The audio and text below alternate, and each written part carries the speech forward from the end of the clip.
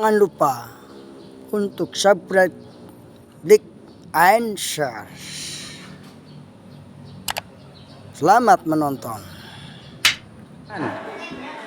Assalamualaikum warahmatullahi wabarakatuh.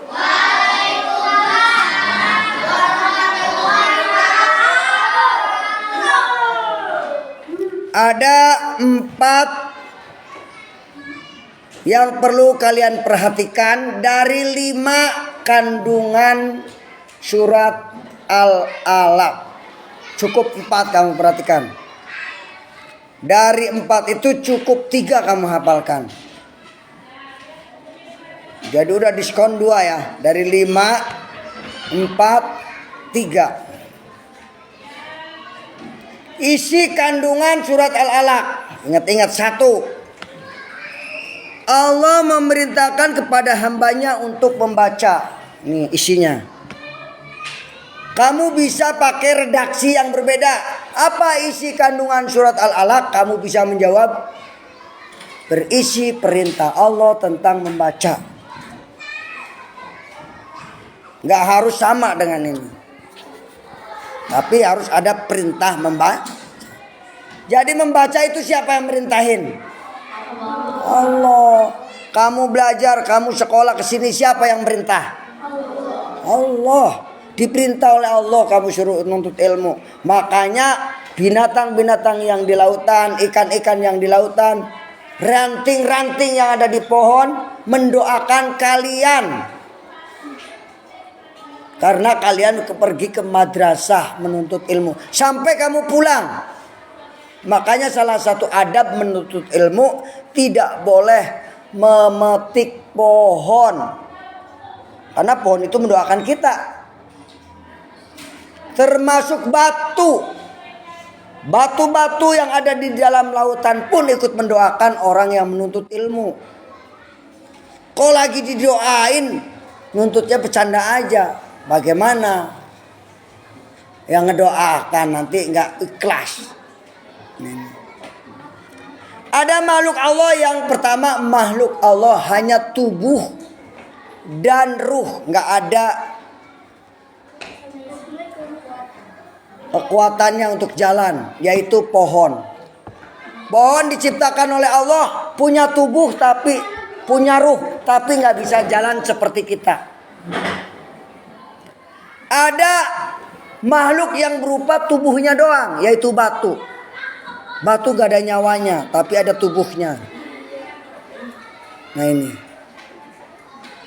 Ada makhluk Allah berupa nafsu. Nafsu doang adanya. Kepenginnya godain yang jelek aja. Yaitu iblis. Jadi iblis itu isinya nafsu. Setan isinya nafsu.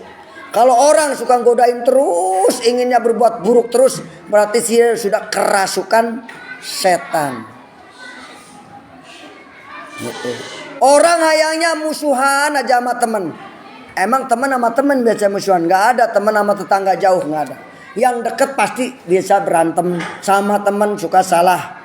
Guru sama guru, ustadz sama ustadz, kiai sama kiai, piring sama piring. Gak mungkin piring pecah gara-gara berantem sama sendok. Gak mungkin.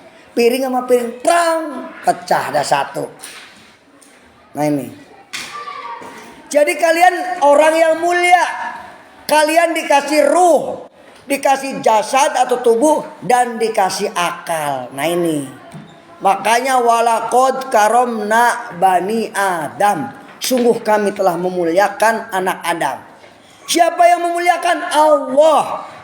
Woi, kamu mau berangkat sekolah sama Allah, hei ikan-ikan, pangdoakan eta, hayang ke sekolah, hayang nuntut ilmu. Didoakan seluruh ikan makhluk yang ada di lautan, bahwa si Azka atau siapa namanya berangkat sekolah. Nah ini. Azka, apa isi kandungan surat Al-Alaq tadi yang nomor 1? Tadi apa? Eta dibantu ku ikan, dibantu ku pohon-pohon didoain, tetap aja belum tahu. Ada yang tahu apa isi kandungan surat Al-Alaq yang pertama tadi?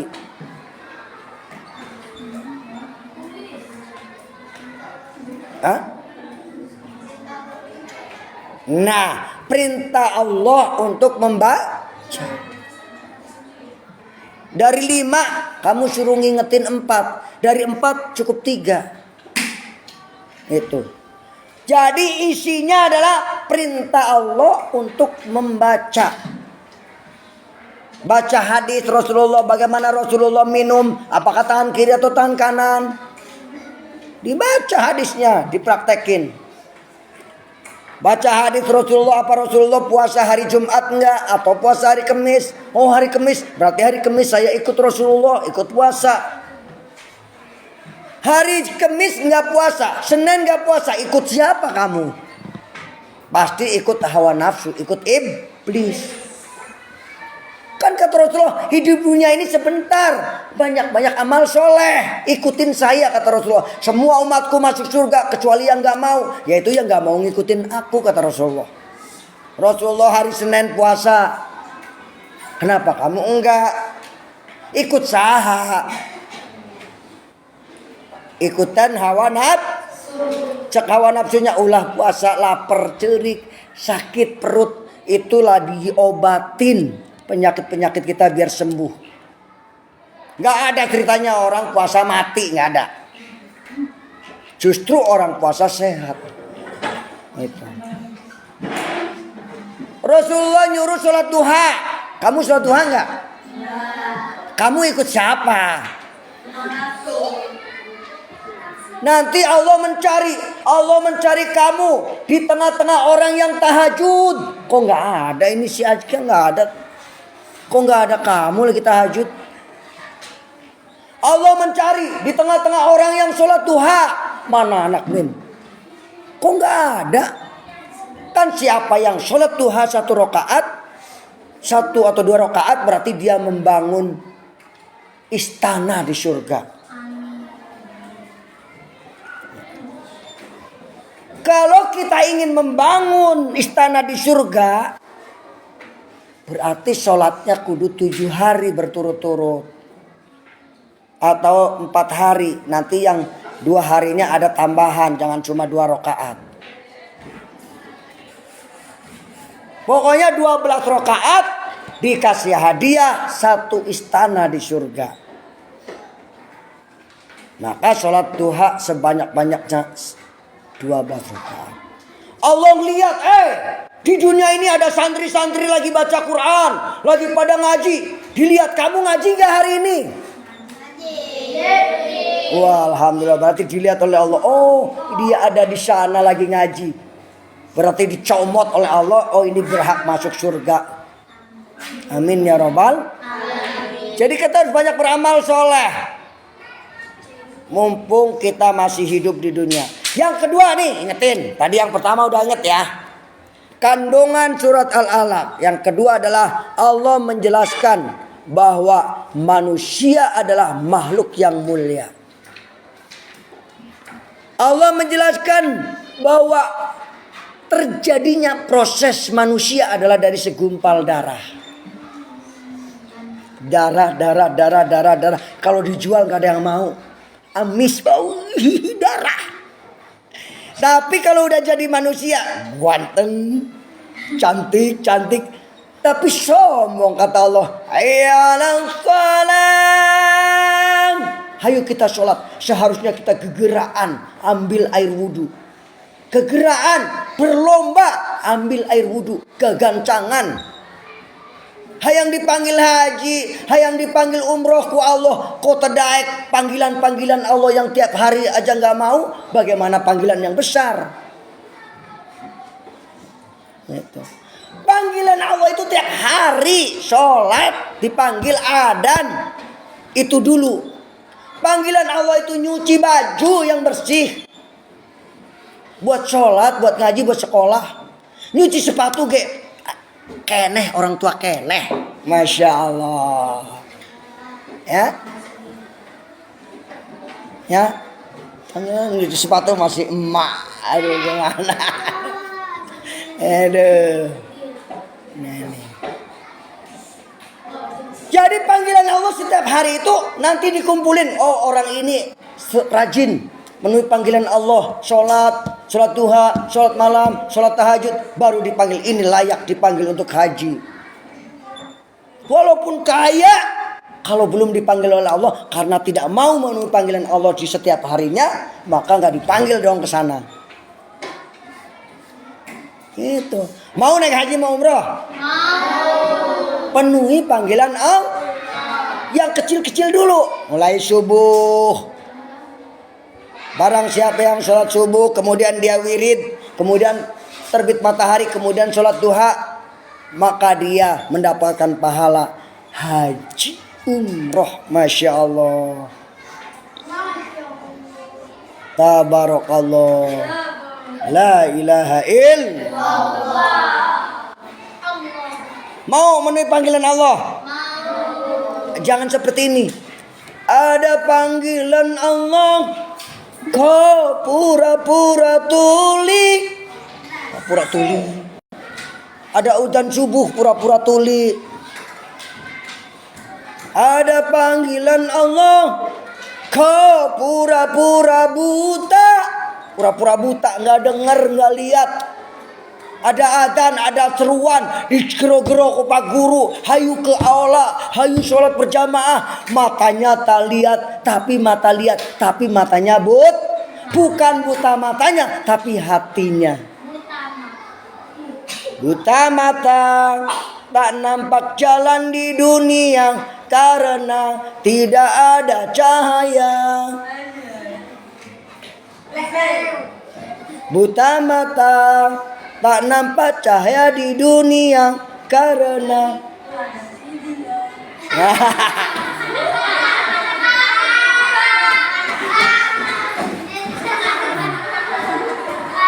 tapi bila buta hati menderita. Kalau buta hati menderita nanti di akhirat. Ya udah. Kalau buta hati menderita di akhir, nanti yang diterima oleh Allah, illa man atallahi biqalbin salim, kecuali orang yang datang kepada Allah dengan hati yang bersih. Oke, saya tanya, apa kandungan surat Al-Alaq yang kedua? Nih, kamu. Jason.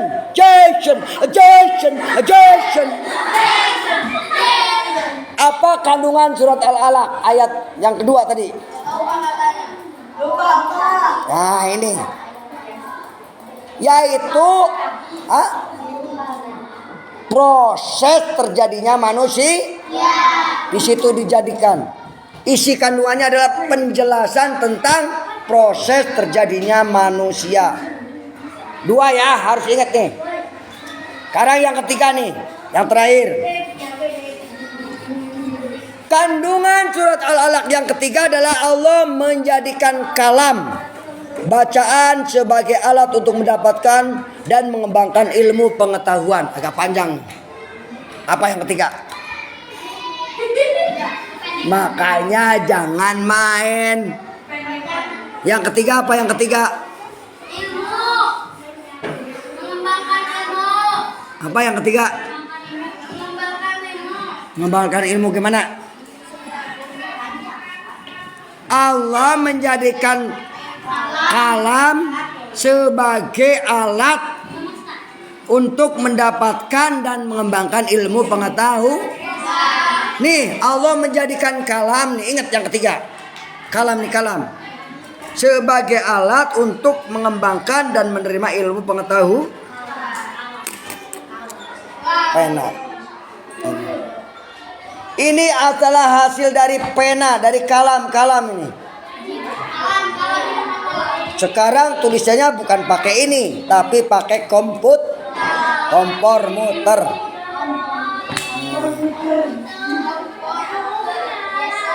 Oke, yang masih ribut nanti baca sendiri, maju ke depan, nggak ada nilai, nggak bisa ditanya. Yang ditanya nggak jawab, nggak dinilai, hanya dikasih tanda tangan. Baik, kita lanjutkan. Yang terakhir, bahwa kandungan dari surat Al-Falaq adalah bahwa Allah menjadikan kalam sebagai alat mendapatkan dan mengembangkan ilmu pengetahuan. Ini kalam. Kalau bahasa Arabnya kolamun, pena. Allah menjadikan pena sebagai alat untuk mendapatkan dan mengembangkan ilmu pengetahuan. Demikian yang dapat saya sampaikan, semoga bermanfaat. Wassalamualaikum warahmatullahi wabarakatuh. Saya doakan semoga mudah, sehat.